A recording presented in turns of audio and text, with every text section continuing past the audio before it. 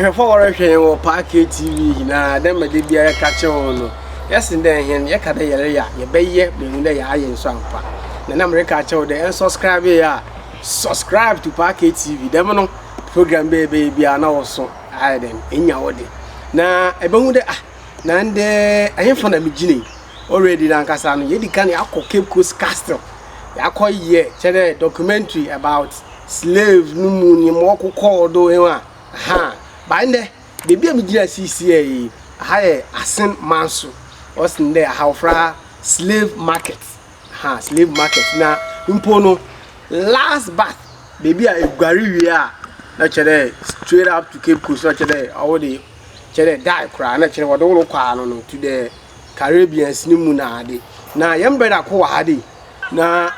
owodin bia de medin ne de na kasa ba na wa agba mam nti yembreda no wa ono na obedin ne nim no wa chechen mo ko do wa ade nyina asana odi nipa na free a odi na akwa na odi nkofo na free a odi won wakọ eye Cape Coast brother mbocho bra na bobo odi ma mbocho ye mo akwa ba de ba Park TV na mbocho wankasa odi na nkasa de dem me ankasa de mtiti kojo dankwa na se woni kide bi idi o de hwemia obi hu me obolo 1 eke ni peni aye okay anti obolo 1 eke ni pani aye etetu ni na ka just welcome to the ancestral river it's not chere ye nananom no 400 years ago mo si no nsu a na ogware wo mu no omo na yare ba ne ba bewrem obolo 1 eke ni pa ye fire coin na boye nchimu mo kodo ha de bia edinka me mamo akwaba na obibi ohwem bia na panchasa on fa me voice nchame ese aduma na kase aduma nti akasa me voice ade ehinti and on fa nchame okay edinka medinka aka che se medidi kojo dankwa eke ni peni aye na se obolo 1 na ohwa ha nyina ya se ma street market okay na oka market ni mi se market aye to aduane ana se mpobo but this market ni human being market and this oba asema so ahanya enjoyment place ahanya baby oba o se we energy se I want no girlfriend akoka money o se we energy ahaya asema so save market the save market na human being market and aha get we wure ma nipa na oba sabe abeto omo this yakase asema so save market ay baby ene wabe ya na se yigine nti wo hwe awrem he nyina ahwani nyina ya market nti se baby me nu gine ahaya fra ancestral route nti wo free ancestral route iso a yeko I sense park and I said the last bath you do the last bath for na one you be two different river near who first bath of return near who the last bath near who safe park and kasa so ho as near first ocean first branding ni the last bath for enti yakwa sa the last bath no yes you can say the last bath na na chese no yakwa inchechim bebre wo ho na medinka ka chem say ahanu nyina safe park and I say safe market enti every nyina safe market enti wo hwa edan na sisi sabuilding nyina na ensisi wo enti mna Jake be minister of tourism no ena aide obesisi sabuilding nyina si enti sabuilding nyina no omu 2000 aide and4 no mu wie sa ade project ya wo ha nyina enti me ntwa wa no a time na dem building we on the ha no na ha so ye ancestors river na che dem wode nkofunu wode won babu gwara na wode won ko ana de no bebi obeda na not dem yo that's anitina ye with the last bath wa ha no ye kala abibi ye the last ada otwato shem antititimlem no na ewiase no emie okay said ya question na obi san na said ya obi otim bi obati ase no na titimre no emie enti aha no obi bia lo bewura he bia no ye se obeto aide sabi nipa ndokofo ni obeto aide nipa de free am enti said na yeni edanye esisi a sabi abrofo no eba so ala se ometim enti na sa kofo ni nyina no abrofo ni nyina no omoba na omo edan bi wo na dan no ache ene na omo ba na sesis no medu ha na omo rest or actress no enti aha no de wo ba pe ne ye beton enti abrofo no ba ha se omo actress no ato omo cause you are more babano ne phone in you and or want to me froze and ne member do a asemazo save market ya name of the man say on my channel okay na de amato timrem ne nika yo ahwefo enchiremu na yembra no aha eke nipa ni aye oboye enchiremu no na sene amedi kan introduction on Fantino kasa ne be blend di bebi abrofo be ma na aba na obia enya ne chefa sisi yi yebra ne bi yebewu se odi ye mewrem isia yebewra wem okay you gateway ya we no kira gateway ma akwaba said am din ka kan na you gateway ma na ancestral route ni mu ye na musa e ba kotu stool ye kotu stool obi anim sa kunya dai ye fi sa kunya dai ni mu a na ye kodu aiden safe park wo ye kodu safe park wana e ho na ye de o moba anse de o maba market ya enti you ma ba ye kunyina ya ancestral route enti when ubia udi machi bia na asem no kase bia ma odi ona betu fom said me my midi because eno no ya ancestral route respect I dey my na because when I na ye kwai pote dey na no sisi no ai dey e fa so enti wo bedu a ni dia ye dey ma ye na no mu ntiri omonati en befuta ye dey do the last before na ye dey akedi ai dey e dey atrocity from this side no ai dey ko nsum no bia be yim poboa not me na ya tufo yo after for here package TV do one kasa active oye AKA ni pan ni aye AKA obolo obolo 1 aha sisi no na baba ro me mpawa wase de ma wondi njao amamre so yentoto na ase anya me na mabebu amamre no do enti meyi me mpawa na echi me ne wona yi na da yakoyin sai na mo ho bia yakokwa na wase de yewro ye ebe because we need the rich story in terms of the when you echi de nko ya mpawa this is ya no menanda phone amena AKA nipa ni aye eke yanko nipa ni aye edin ka ka chira mo se na ancestral tradition binte na de phone edin ka chira mo se timrem no ni yusu ka okay enti na okokuma se a ni nyina no oba nante anye kuma se po eno ye example ame ya ma obi a hwahwe anasa oti enti dintia ye na de phone ni nyina so obi hwe ya ohun ni se titimrem nyana nanom no omuntu ka asase obi anko yentwa ehwe sabe ye femfrem enti sa virgin forest no se ye kirem obi ate ase a ye kirem se emphasize virgin gana sa virgin oba on fa be manda yes so ye meka no obi otim ya oti ase ba ti se ka che ye ka se virgin landa asase obi a aide enkom yentwa hwe aide ifuriti ke be ka se bi oba bunu ti sa virgin land no sasa no ye nanom mo nan de fom se ye chenyi omonsa egu omachi echechire omonai achechire omoko ndi so omo ye ba tractor kra omo nyina se wallahi enti no sa rutu ya me do ba faso sa rutu ye rutu ye nanom no amofa so enti anytime bia na wo baba he bia enti che do nai betu fom ni se ani ancestral route I need the main route ye nanom sisi no ade amofai into ba uro mpaboa cause they are working in barefooted into the way you respect and as adibua ye de ma sabi ye nanum de ntia ye nan defuma ye nanti aha from ancestral route ya so to the last bath no de ntia ye nan defum no ase no ba wa obedu ye bia no say the hu sa policy bia te no ye be na mu sa wo be work barefooted na wo do na ya enti hwe adentim say hanya virgin forest cause ye breaking no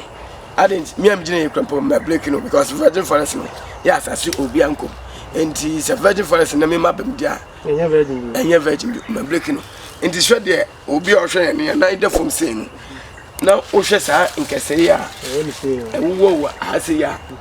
sa virgin forest na te se forest ya ye hunu ya but e hard chin sa de na ye hunu because ye enti ye breaking no enti de ye mem na nkase wo ti se ahase enti sa wo 90 from na sa 7 pedesa wa wo hwe me na onam forest we na nkase we kura na 7 pedesa atofo mu chi me na sa mo hwe me nkase we kura ye somo wo no we yes one and the virgin one be so who say e ba say dan na wo hwa obetimi e control self think say we etumi brown name wo na ya e bebu akem because we tumi control yourself no because you change you say aguachi a change you na nti we tumi control the san can say we small one you when you virgin one and they say e wo wa na say e ko ye can say huna ma obesi dia na watu ntumi na watu nti nkese no bebu ayre akem at the same time o na ya kase pad ne san nsam nyana aba oni desi no mu yusu amonse nti sa oyo ba na oye o mansisa ubu sa na mpese obi ati se ubu sa ka se odi amonse bi ana se ntuma bi epepa umuja no se de ye chenyi musa ni ade akọ wachi no ni nyina no sa pra bi na ba ya wo at the same time oji fa ubu o toreta ni nyina ba ya wo nti ni nyina ta woni bi ya glass bafo sema se marketing nti na chese sa ya ko fa o fi bebi ara ko fa o fi bana njare akopem se de obeba it's even opportunity for you there. It's a privilege say de obeba say be jare because for maybe a month or weeks no the show can hold that. Yes a month and that's before be you do obeba asema se market ya to 20% da bonja bono manso sa woni ya to 20% ina nye Ghana nkwa ne to ni pa na sabe le do mu fi ya to 20% na ndi sa ni pa ni na ya to mu from same so save market ndi Cape Coast Council ni elimina nyina no ya to ni pa fancy ndi ba bia ya to ni pa fi no eno na wabe ndi eno na eye asema so save market uko a ka che say ya was sarga so ya market but after ninya na chire no e bi wo asen manso anu ti what the last bath usually you jolly ba yin jolly ba bi this will be team I say the last bath anu di jolly wa for in ko ba bi ya do ko ya to ho bi indicate coast cast no e ho ya aka say camp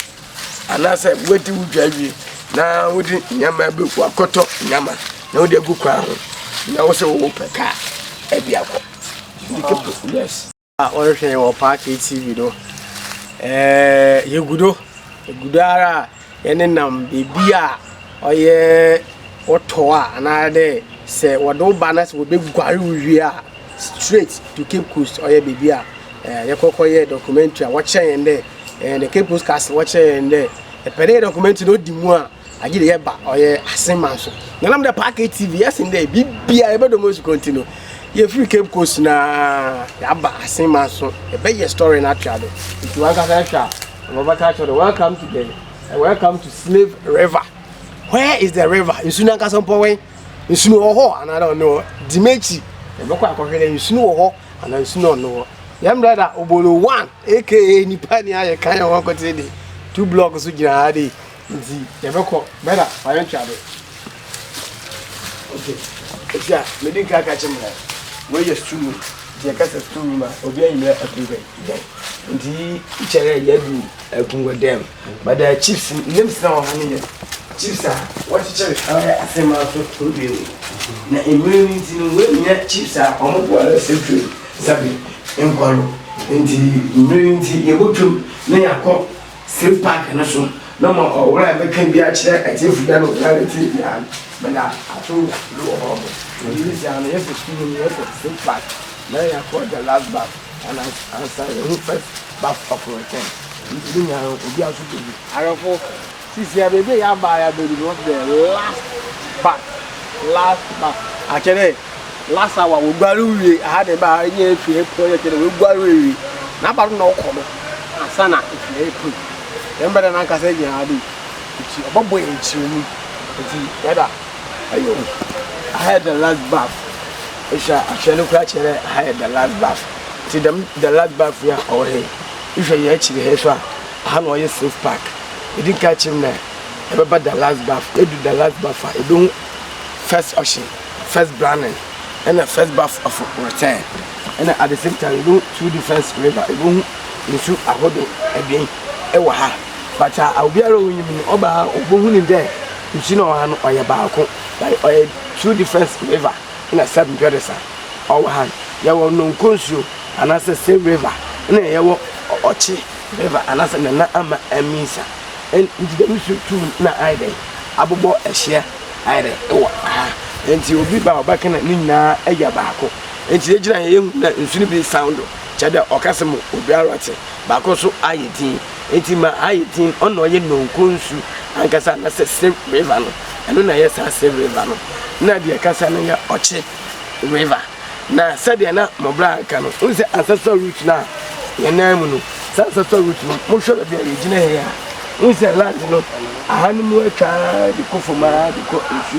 enti mɔkama ma no ɔbɛfa ne obiara dɛ ahwɛ nti wohwɛ a yɛnti a aha atwa ɛkɔ fam no nyinaa no ɛyɛ yɛn nanom six no ɔmo sɛbe ɔmo anam enti tete mmerɛ mu na aha no ɛnte saa enti yɛn nanam six no ɔmo anam na ayɛ dɛ sɛbe afa ha asa ma land na ayɛ dɛ atwam ayɛ dɛ akɔ fam enti yɛn nanam six no yɛde ɔmo nam ne se ɛna yɛde ɔmo ba yɛde ɔmo bɛdu ha mo a no ɔmo akɔto nsuo na nsuo wei na mɛka kyɛm sɛ nsuo no yɛ two different river ɛyɛ ahodoɔ mmienu na sɛ ɛwɔ ha enti ɔmo kɔto nsuo no a na ɔmo de ɔmo abɛgu state park nsuo na yɛde ɔmo bɛgu saa state park nsuo a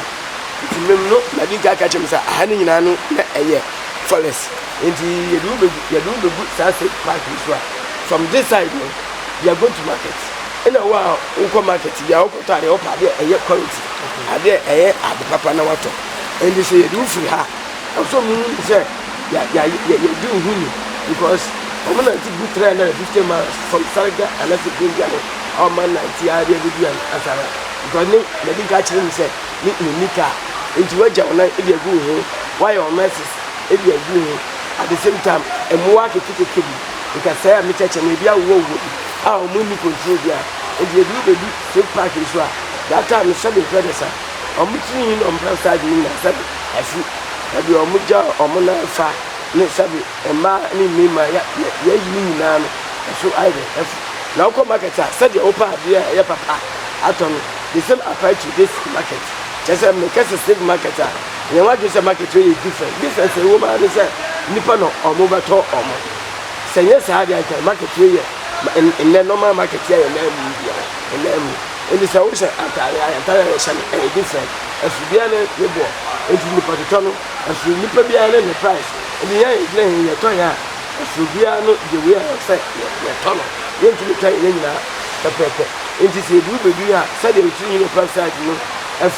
from this side no you don't come market here I could tell I will say so many more you mean you will be a normal boss but I said diabo no map separate one ya ano na so mo bo bia bota na se san bota na omi yi ya ano na mo ya ano na sabe sharp no mo dey use through no that time no nyina no sa state park no omi ekusu na nti na ye chenyi wa gusa omi ekusu no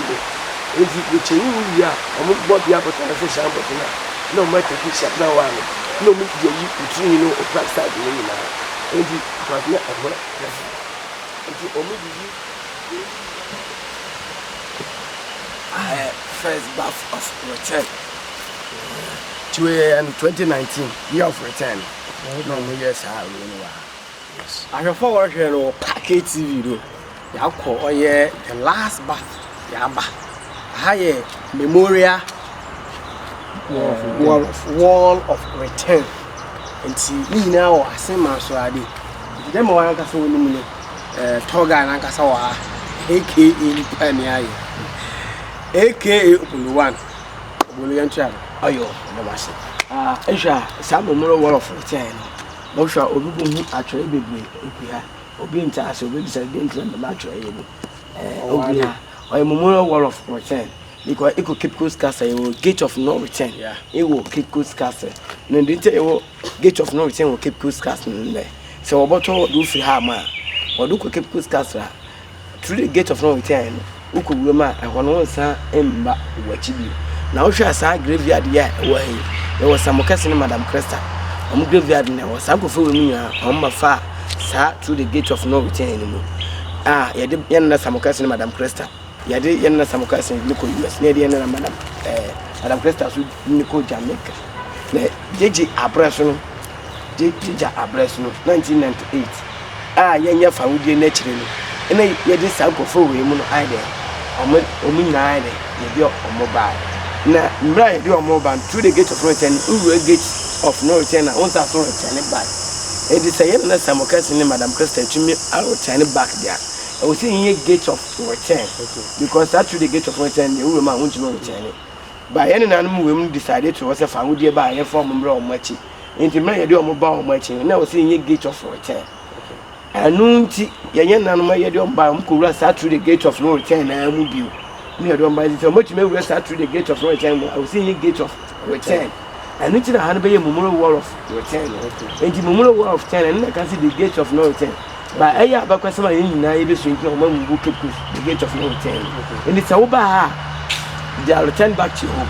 And the chess said, Waba, I did. Ukruma said, Ufi. They said, Opa said, Udika, no Obi who said, Uswabu Ukruma said, Ufia, no actually within, and was I there. Paranoso, but Saprano, before betting me actually within one, a Samuel wall of return. This away a black America, and that's away a pure black. When you pure black, I want to try somewhere Ricky, your poor Cape Coast. Toga anime tell there. One or quaino or bay, they are returned back. It is CCR and Cape Coast, they will have gate of return. Yes, because a mom coil or mine, returning back. Like the husband for a mobile. It's not just an hour can the sister the area of return. No area of return. Okay, I know what I'm coming. Because you see, I'm say, born brief my na a month for a day, a tears here, and you are person which you see, me who's a funny baby, so and in boom, and bonnet of her mammy. I for Funina and Bob Honey, you're from freedom factors. I guess freedom fighters. Yes. I'm not Koji, sir. I guess the freedom factors. Ghana for us Africans. You read about freedom fighters. Yes. From one coin. Yes. Okay. And you know, said now Okana, Safi Muhu, or Mufani Wahano. Or Mu, Sapin Phone or Madu or Crap to walk home. Tis something for you know. Say, Musha or Mu TV show, something for you know. No Mudu or Crab to woman, no me. Yebenya Ide found in something for you from freedom fighters. Yagana found penny for other African countries. In penny form, Koma, found in Mufuni Sabi Predesa, a bobo. It is a case as same as you were freedom factors. Say a freedom factors. And then they perform a fight here, Menumian, Yibina, and we bore and Joshua or such a one from account. Oh, why you want to come S, you were the boys. So it is a side confirm bobo, no million Ghana for. So what they say, side the boys in it. Ghana for into other African countries or motor ide and you share the boys now first picture now Marcus Gabi see we share Marcus Gabi now of Jamaica okay any the whole Jamaican and Jamaica and Jamaica enka na se me twa na simple meche mo bi ati ase se yenyina ye wo Ghana na yenyina so bebe me no mu giren e central region ye wo asen man so mbeso obi aya we say sankafa yenchi na amamna de wa won tuma ndi amamna chi no be mistake bebre won pe bebre enti ahaya asen ma so save market aha ne yeto nipa edifi ye de bi cocoa casting elimina ne inimabo enti masese se ahahia obi bia ma ne ba ntumi mehu abakwasema sabe ewa ha mo hwa mo take picture no wia obi abehu video no na de me che se to no kra no ye ni nyina na sem nyina na aide maka ekimu yes moba ye be che ni nyina na mitunchia ma obi bia se me do obi bia ase misaso ma obi bia aide afin isha apa edin kan bidin chiama ase ma police station Mr. Maso and Mr. Mike ne abanga 1 ne mya mabusuafo me che obi bia mabusuafo mo watakurade aye me sister se o Anaje estate me che o bosha ba king of peace your friend is esi kwanua me chia pa me sister penino me dada ase e wo mo ode boa me unchia oyere me chia me wife there oh no your special guest Allah two block I good me wife my friend your friend apefa okay I gbeni me chia ne pa chene busuafo madam fo de salute sir mo ye senior man me che mo nyina madam fo bia mentu ba mo ndin bia ofa nche me che madam fo bia aboa me ti me do bia ase kwan amafa so ada o ma ase ti me do bia ase na mo asoso madam ase na bia mo ko bia nyame mfa mo kwamra on sa so mfa mo kodu na aseda e wo nyame wo bacteria ase ahobra se na eyo ti me di do bia ade ase. Alright, I have found here on Park TV, so this is where time will permit us say the movie see because you can see you can see the again the chair and can be shit issue then pra. And I can say, the team bube yo it was your fault. I have found here on Park TV na the moon say mo share your toe in my Cape Coast there and I did way so I bet twice. And to what we Cape Coast there, or Cape Coast there, we are now by showing so account. A packet TV. The packet TV are coming like fire. A messenger. Yeah. Packet TV. Yeah, Packet TV. Yeah, Packet. That's right.